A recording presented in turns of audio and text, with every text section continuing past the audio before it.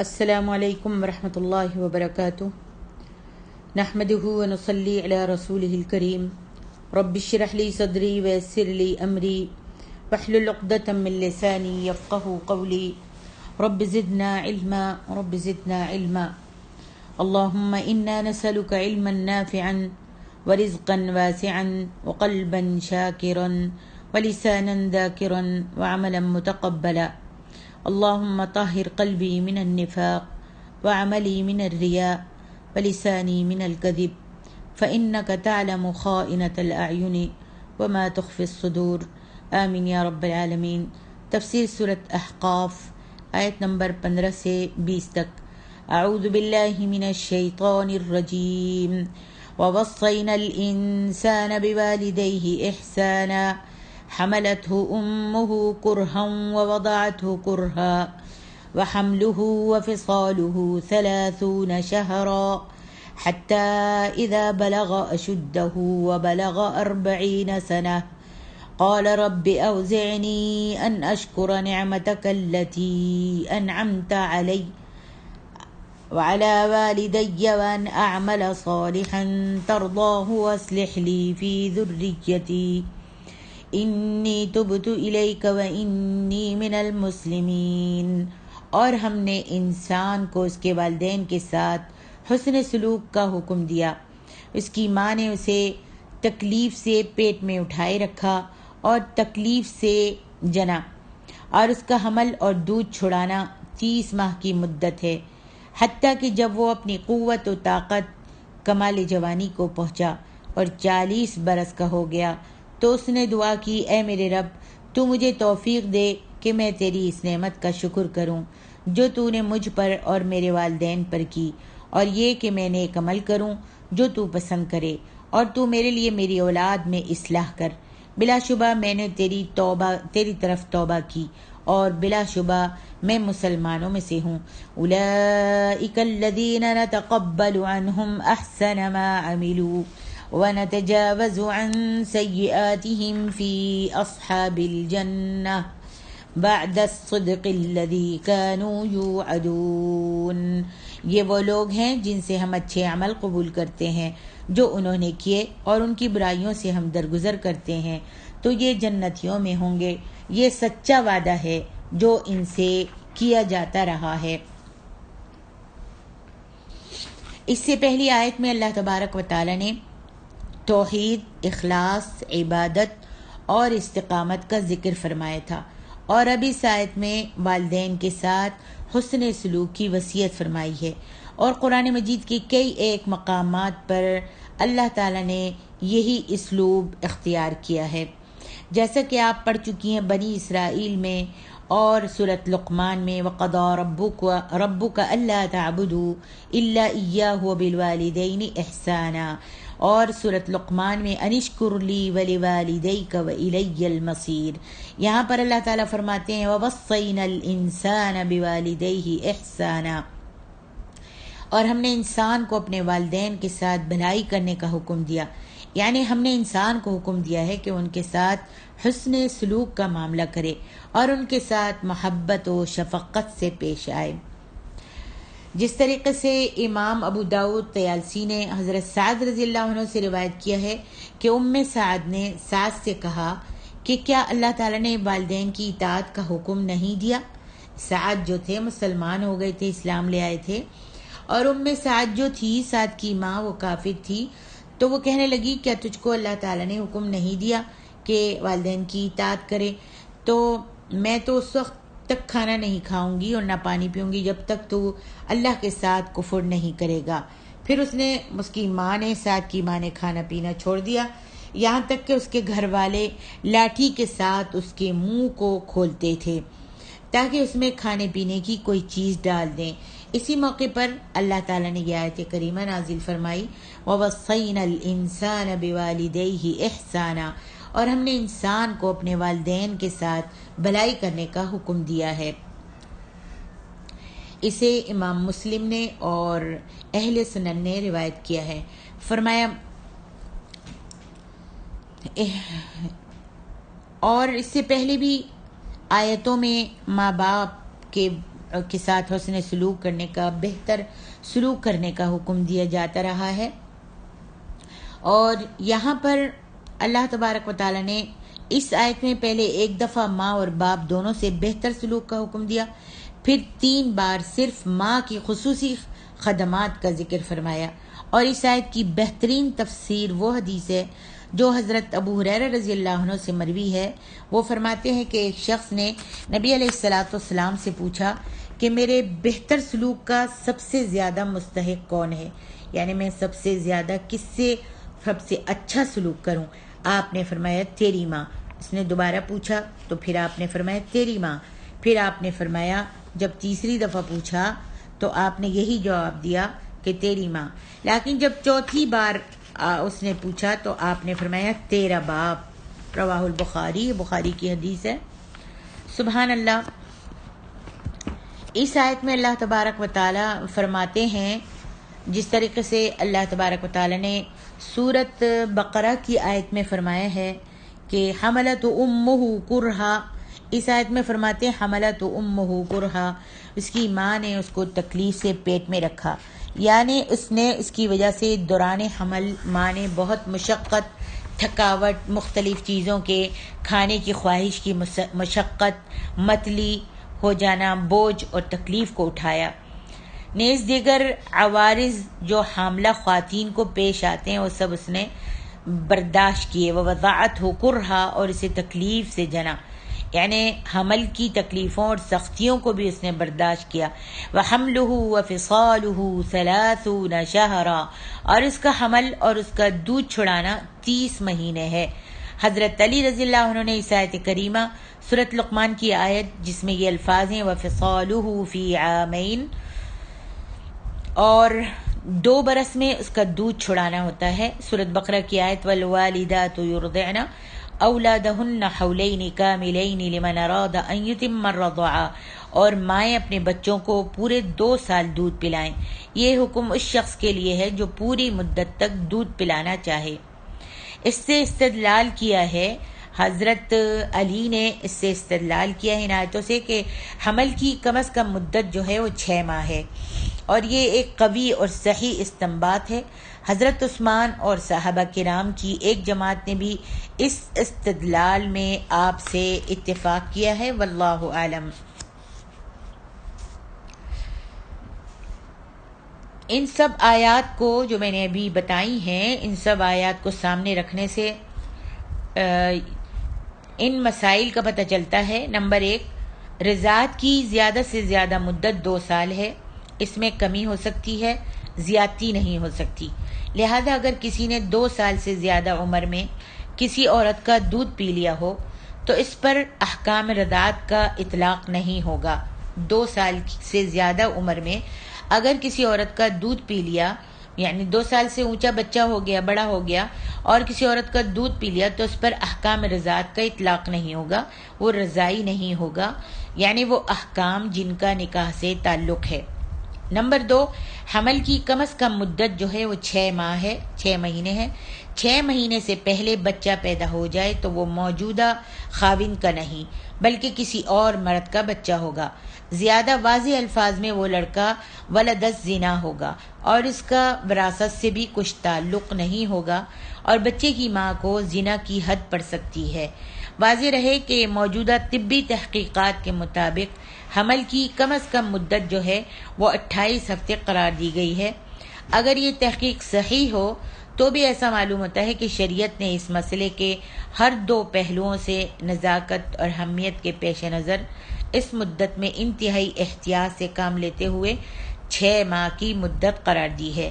6 ماہ کے بعد بچہ پیدا ہو تو والد یا عورت کا خاوند اس کے نسب سے انکار کرنے کا مجاز نہیں ہوگا۔ اگر 6 ماہ کے بعد بچہ پیدا ہو تو والد یا عورت کا خاوند جو ہے اس کے نسب سے انکار کرنے کا مجاز نہیں ہوگا۔ نمبر 3، رضاعت کی مدت کی بہترین صورت یہ ہے کہ اگر بچہ 6 ماہ بعد پیدا ہو، 6 مہینے کے بعد پیدا ہو تو رضاعت کی مدت پورے 2 سال یا 24 ماہ قرار دی جائے۔ اگر 7 مہینے کے بعد پیدا ہو تو 23 مہینے، 8 مہینے کے بعد پیدا ہوا تو 22 مہینے، اور 9 مہینے کے بعد پیدا ہوا تو 21 مہینے قرار دی جائے۔ مدت کا شمار جو ہے قمری مہینوں کے حساب سے ہوگا، چاند کے حساب سے ہوگا، شمسی مہینوں سے نہیں ہوگا۔ واللہ عالم۔ آگے ارشاد ربانی ہے حتی اذا بلغ اشدہ وبلغ 40 سنہ، اگرچہ انسان کی جسمانی قوت اور طاقت 40 سال سے پہلے ہی اپنے نقطۂ عروج کو پہنچ جاتی ہے، تاہم اس میں عقل کی پختگی 40 سال میں ہی انسان کو آتی ہے۔ یہی وجہ ہے کہ انبیاء کو نبوت 40 سال کی عمر میں یا اس کے بعد عطا کی جاتی رہی۔ نبی صلی اللہ علیہ وسلم بھی 40 سال کے تھے جب آپ کو نبوت دی گئی۔ البتہ عیسیٰ علیہ السلام اس قاعدے سے مستثنیٰ ہیں۔ جیسے آپ کی اور بھی کئی باتیں اعجازی حیثیت رکھتی ہیں، حضرت عیسیٰ علیہ السلام کی اور بھی کئی باتیں اعجازی حیثیت رکھتی ہیں، ویسے ہی نبوت بھی آپ کو 30 سال کی عمر میں عطا ہوئی اور 33 سال کی عمر میں آپ آسمان پر اٹھا لیے گئے۔ واللہ عالم۔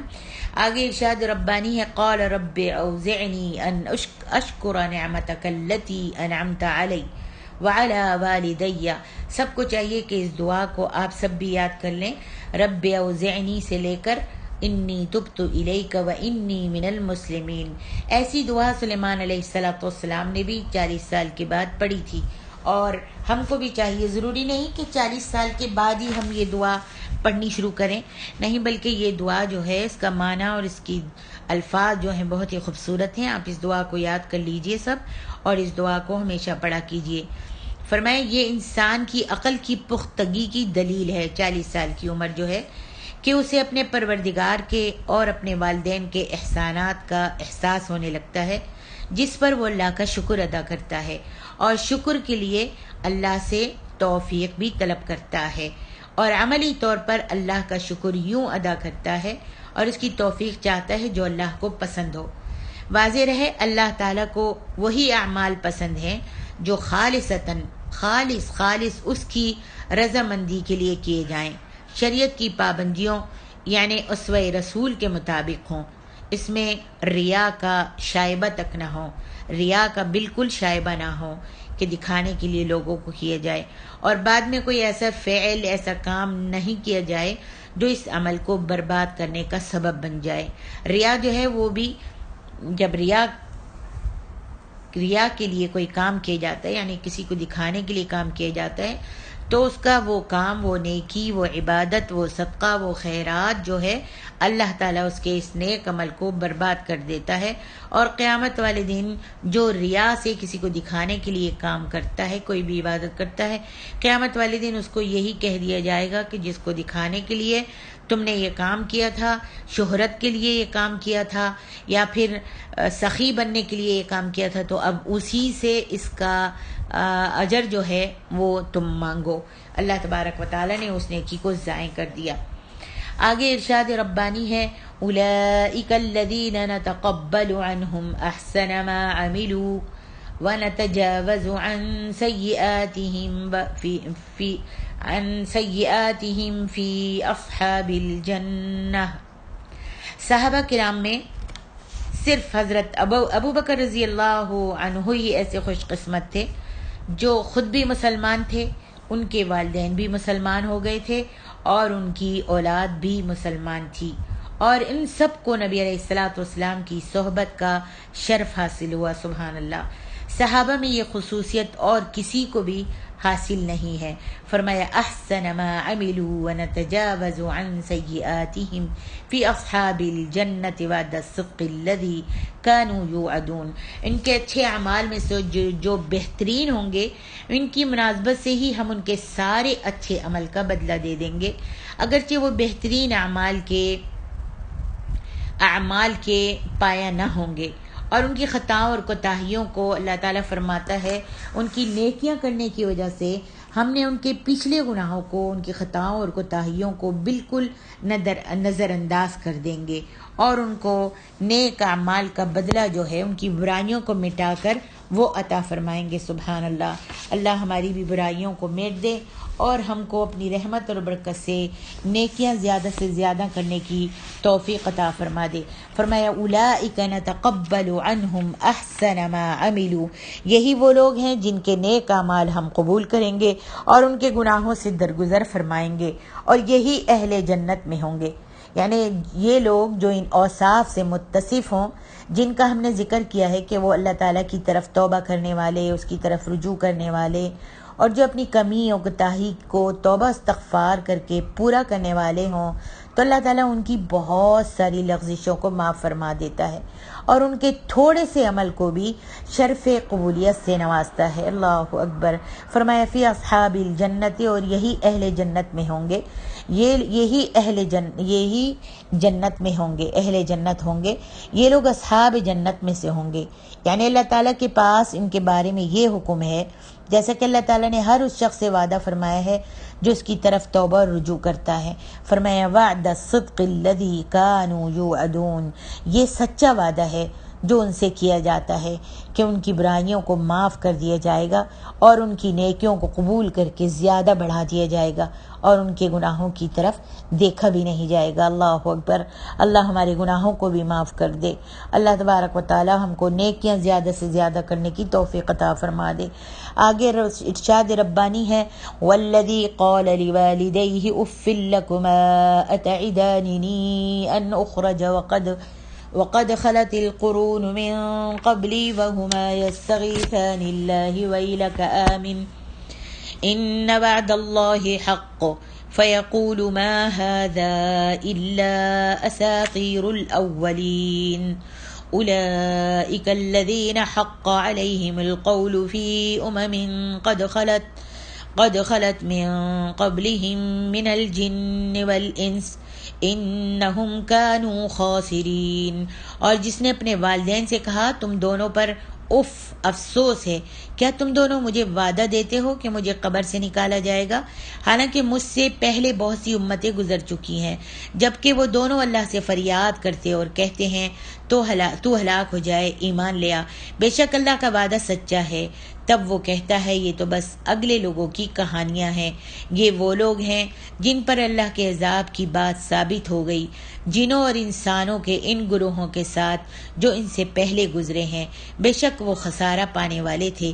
وَلِكُلٍّ دَرَجَاتٌ مِّمَّا عَمِلُوا وَلِيُوَفِّيَهُمْ أَعْمَالَهُمْ وَهُمْ لَا يُظْلَمُونَ وَيَوْمَ يُعْرَضُ الَّذِينَ كَفَرُوا عَلَى النَّارِ أذهبتم طيباتكم في حياتكم الدنيا واستمتعتم بها فاليوم تجزون عذاب الهون بما كنتم تستكبرون في الأرض بغير الحق وبما كنتم تفسقون۔ اور جس دن اہل کفر کو آگ کے سامنے پیش کیا جائے گا تو کہا جائے گا تم نے دنیاوی زندگی میں اپنی لذتوں کا پورا حصہ لے لیا اور تم نے ان سے فائدہ اٹھا لیا، چنانچہ آج تمہیں ذلت کے عذاب کی سزا دی جائے گی، اس لیے کہ تم زمین میں ناحق تکبر کرتے رہے اور اس لیے کہ تم فسق و فجور کرتے رہے۔ اللہم احفظنا۔ یہاں پر اللہ رب العالمین ارشاد فرماتے ہیں والدین کے لیے دعا کرنے اور ان کے ساتھ حسن سلوک کرنے والوں کے ذکر اور انہیں حاصل ہونے والی کامیابی اور نجات کے بیان کے بعد اللہ رب العالمین نے بد نصیبوں اور والدین کے نافرمانوں کا ذکر کرتے ہوئے فرمایا ہے والذی قال لوالدیہ اف لکما اتعداننی، اور جس شخص نے اپنے ماں باپ سے کہا کہ تم دونوں پر اف یعنی افسوس، اور یہ آیت کریمہ عام ہے اور ہر اس شخص سے متعلق ہے جو اپنے والدین سے یہ کہے، اور جس شخص نے یہ کہا ہے کہ یہ عبد الرحمن بن ابو بکر کے بارے میں نازل ہوئی ہے تو اس کا قول جو ہے وہ ضعیف ہے اور مردود ہے، کیونکہ عبد الرحمن بن ابو بکر رضی اللہ عنہما تو اس آیت کے نازل ہونے کے بعد مسلمان ہوئے تھے، اور وہ ایک اچھے مسلمان بلکہ اپنے زمانے کے بہترین لوگوں میں سے تھے۔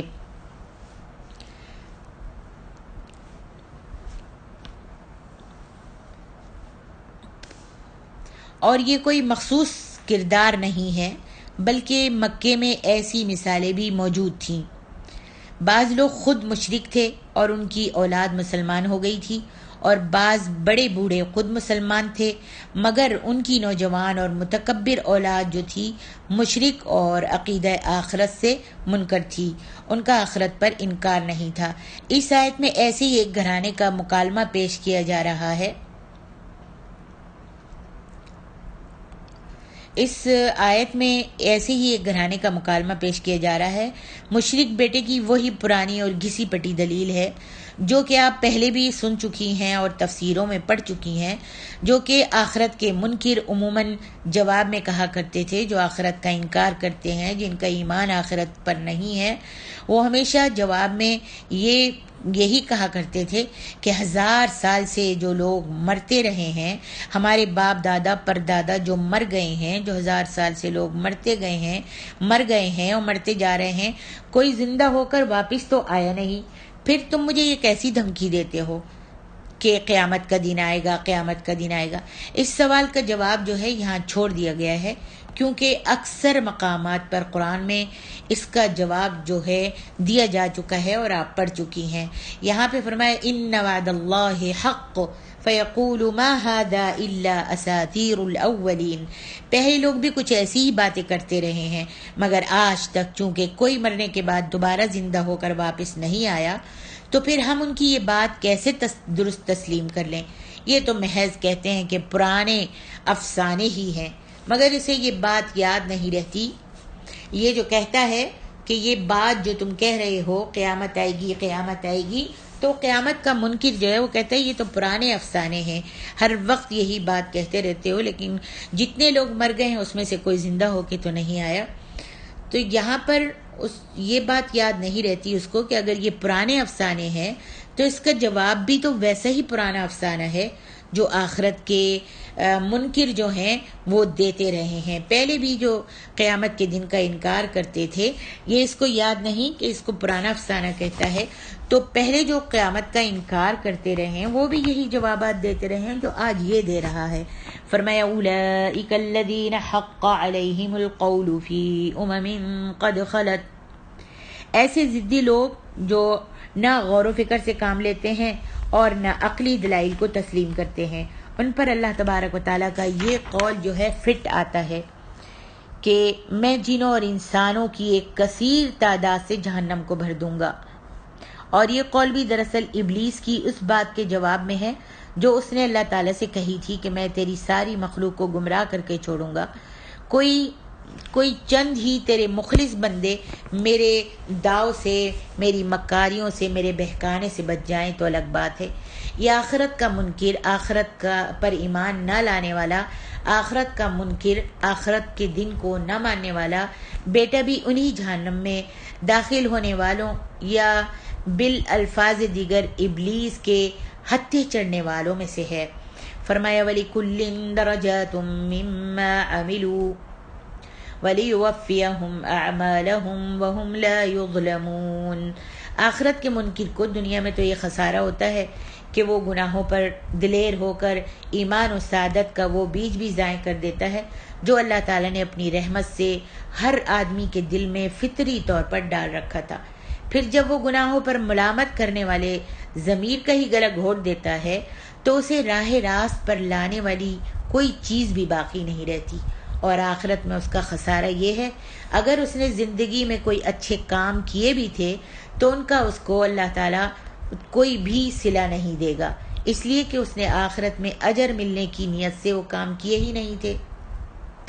اس طرح اس کے گناہ ہی گناہ باقی رہ جائیں گے اور اس کے نیک کاموں کا، اچھے کاموں کا کوئی بھی اس کو بدلہ نہیں دیا جائے گا، اس لیے کہ آخرت پر اس کا ایمان ہی نہیں تھا، اور اس نے کوئی کام نیکی کا اچھا کام اس لیے نہیں کیا تھا کہ میں آخرت میں اس کا اجر لوں گا، آخرت پر تو اس کا ایمان ہی نہیں تھا، آخرت کے دن سے تو وہ منکر تھا۔ یہاں پر ارشاد ربانی ہے وَهُمْ لَا يُظْلَمُونَ۔ نیک لوگوں پر ظلم کی صورتیں یہ ہیں کہ انہیں ان کے اعمال کا بدلہ نہ دیا جائے گا یا کم دیا جائے گا، ان کے اعمال کا بدلہ نہ دیا جائے گا یا کم دیا جائے گا، اور مجرموں پر ظلم کی صورتیں یہ ہیں کہ انہیں جرم سے زیادہ سزا دی جائے گی یا مجرموں کو سزا دیے بغیر چھوڑ دیا جائے۔ غرض یہ کہ یعنی مجرموں کو سزا دی جائے گی، ایسے نہیں ہوگا کہ مجرموں کو سزا دیے بغیر چھوڑ دی جائے۔ غرض کہ ظلم کی کوئی بھی صورت وہاں پر ممکن نہیں ہوگی۔ آگے ارشاد ربانی ہے وَيَوْمَ يُعْرَضُ الَّذِينَ كَفَرُوا عَلَى النَّارِ أَذْهَبْتُمْ طَيِّبَاتِكُمْ فِي حَيَاتِكُمُ الدُّنْيَا وَاسْتَمْتَعْتُمْ بِهَا۔ کافروں اور آخرت کے منکروں کو ان کے اچھے اعمال کا بدلہ دنیا میں ہی دے دیا جاتا ہے۔ مثلاً ایک شخص رفاع عامہ کے لیے کوئی ہسپتال یا اس کا کوئی کمرہ بنواتا ہے، یعنی لوگوں کے واسطے، عام لوگوں کے واسطے کوئی اسپتال یا اس کا کوئی کمرہ بنواتا ہے، تو اس سے اس کا مقصد صرف یہ ہوتا ہے کہ اس کی سخاوت کی شہرت ہو اور لوگ اس کو اچھے لفظوں میں یاد کریں، تو یہ بدلہ اسے دنیا میں مل جاتا ہے۔ اس کے نام کا بورڈ اسپتال کے کمرے کے باہر لگا دیا جاتا ہے، اور بعض دفعہ کسی دوسرے کی طرف سے اخبارات اور رسائل میں اشتہار یا خبر بھی شائع کرا دی جاتی ہے۔ اس طرح اسے وہ مقصد حاصل ہو جاتا ہے جس کے لیے اس نے یہ اچھا کام کیا تھا۔ غرض یہ کہ ایسے کافروں کو ان کے اچھے اعمال کا بدلہ اللہ تعالیٰ کی طرف سے مال و اولاد، حکومت، تندرستی، عزت، شہرت وغیرہ کی شکل میں دنیا میں ہی دے دیا جاتا ہے۔ رہا آخرت میں اجر کا معاملہ، تو یہ نہ اس کا مطلوب تھا، نہ وہ یہ چاہتا تھا، نہ ہی اس کا آخرت پر ایمان تھا، اور نہ ہی اسے یہ مل سکے گا، اور انہیں واضح طور پر یہ بتا دیا جائے گا کہ تم اپنے اچھے کاموں کا بدلہ جو ہے وہ دنیا میں لے چکے ہو۔ اللہ کہا جائے گا اذھبتم طیباتکم فی حیاتکم الدنیا، تم اپنے اچھے کاموں کا بدلہ دنیا میں لے چکے ہو اور ان سے فائدہ بھی اٹھا چکے ہو، لہذا آج تمہارے لیے کچھ بھی نہیں۔ دنیا میں مال و دولت کی فراوانی، اولاد، عزت، تندرستی وغیرہ نعمتیں کافروں کو ہی نہیں ملتی، اللہ کے نیک بندوں کو بھی ملتی ہیں اور مل سکتی ہیں، مگر ان کا انداز فکر اور ان نعمتوں سے فائدہ اٹھانے کا طریقہ کافروں اور آخرت کے منکروں سے بالکل جدا گانا ہوتا ہے۔ جیسا کہ اس حدیث سے معلوم ہوتا ہے کہ حضرت عبد الرحمن بن عوف کے بیٹے جو تھے ابراہیم، کہتے ہیں کہ ایک دن عبد الرحمن بن عوف نے روزہ رکھا ہوا تھا۔ شام کے وقت روزہ افطار کرنے کے لیے جب ان کے سامنے کھانا رکھا گیا تو کھانے کی نعمتیں دیکھ کر کہنے لگے مصعب بن عمیر رضی اللہ عنہ احد کے دن شہید ہوئے تھے، وہ مجھ سے اچھے تھے۔ ایک ایسی چادر میں ان کو کفن دیا گیا کہ اگر سر ڈھانپتے تھے تو پاؤں ننگے ہو جاتے تھے، اور اگر پاؤں ڈھانپتے تھے تو سر ننگا رہ جاتا تھا۔ اور حمزہ بن عبد المطلب جو نبی صلی اللہ علیہ وسلم کے چاچا تھے، وہ بھی اسی دن شہید ہوئے، وہ بھی مجھ سے اچھے تھے۔ پھر اس کے بعد ہم لوگوں کو آسودگی اور فراوانی دی گئی اور بہت سارے ڈھیر مال و دولت ہم کو مل گئی، وہ تو فوت ہو گئے، لیکن ہم کو عبد الرحمن بن عوف کہتے ہیں ان کے بعد ہم کو بہت سی فراوانی دی گئی، مال و دولت مل گیا، اور ہم ڈرتے ہیں کہ کہیں ہماری نیکیوں کا ثواب جلدی سے ہمیں دنیا میں نہ مل گیا ہو۔ پھر اس کے بعد رونے لگے اور اتنا روئے کہ کھانا بھی نہیں کھایا۔ بخاری۔ اسی طریقے سے امیر المومنین حضرت عمر بن خطاب نے کھانے پینے کی کئی اچھی چیزوں کو چھوڑ دیا تھا، اور آپ فرمایا کرتے تھے کہ مجھے ڈر ہے کہ میں بھی ان لوگوں میں سے نہ ہو جاؤں جن سے ڈانٹ کے طور پر کہا جائے گا اذھبتم طیباتکم فی حیاتکم الدنیا واستمتعتم بہا، تم اپنی دنیا کی زندگی میں لذتیں حاصل کر چکے ہو، بہت مزے اڑائے ہیں، سب کچھ تم کو دنیا میں مل گیا اور اس سے تم فائدہ اٹھا چکے۔